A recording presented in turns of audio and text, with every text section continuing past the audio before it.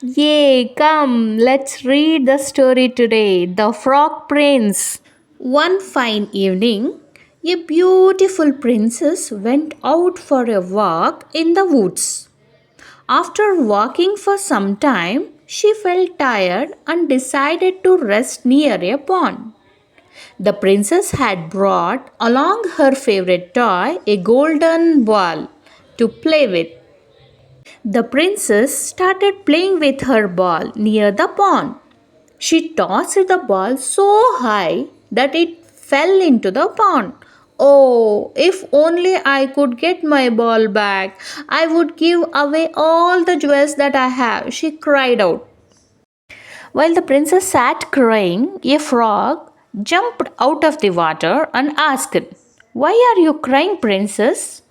The princess looked up at the frog and said, "My golden ball has fallen into the pond and I want it back. But why are you asking? You can't help me." "I can fetch your ball, princess. In return, you must take me with you. Allow me to eat out of your golden plate and sleep in your bed," croaked the frog. "I will do as you say, but first you must fetch the ball for me," said the princess. The frog jumped into the water at once and returned with the ball. "Ah, you found it!" cried the princess with joy and took the golden ball from him. The next moment, the princess began running towards the palace, ignoring her promise to the frog. But the frog cried out, "Take me with you, princess." The princess paid no heed to his cries and ran on. The next day, when the princess sat down to dinner, she heard a loud knock on the door. A voice called out, "Open the door, princess. Don't you remember the promise you made by the pond in the woods?" The princess opened the door and, to her dismay, found the frog right outside the door. The princess was surprised. She had not expected the frog to reach her palace. She shut the door on the frog's face. The king noticed that the princess looked upset. He asked, "What's the matter? Why are you so disturbed, dear?" The princess told her father all that had happened in the woods. There was another loud knock on the door. The king said, "Princess, you must keep your word. Let him in." Unwillingly, the princess opened the door and the frog quickly hopped inside. When he came close to the table, he said, "Dear princess, please lift me up and put me on the table so that I can eat from your plate." The poor princess had no choice but to agree. The frog ate from the princess's plate.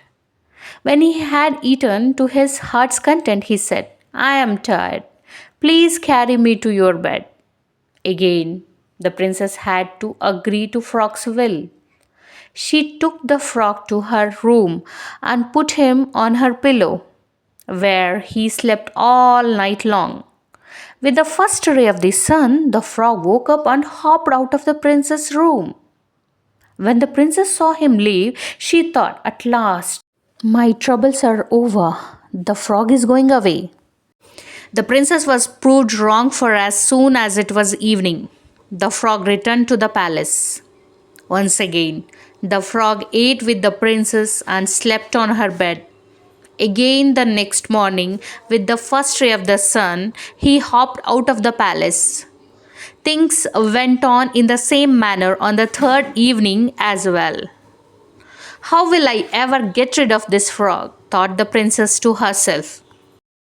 When the princess woke up the next morning, she was astonished to see a handsome prince standing beside her bed, gazing down at her. "Who are you?" asked the princess.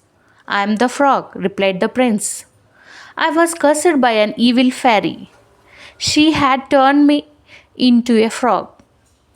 Her spell could only be broken when a princess allowed me to eat from her plate and sleep on her bed for 3 nights," the prince continued. "You, my beautiful princess, have broken the spell. You kept your promise and allowed me to stay with you for 3 evenings, he said. The prince then asked the princess to marry him. The princess agreed. The king was surprised to hear the tale of the prince and readily gave his consent for the wedding. The wedding was celebrated with great splendor. A few days later, the prince returned to his kingdom with his princess, where they lived happily ever after.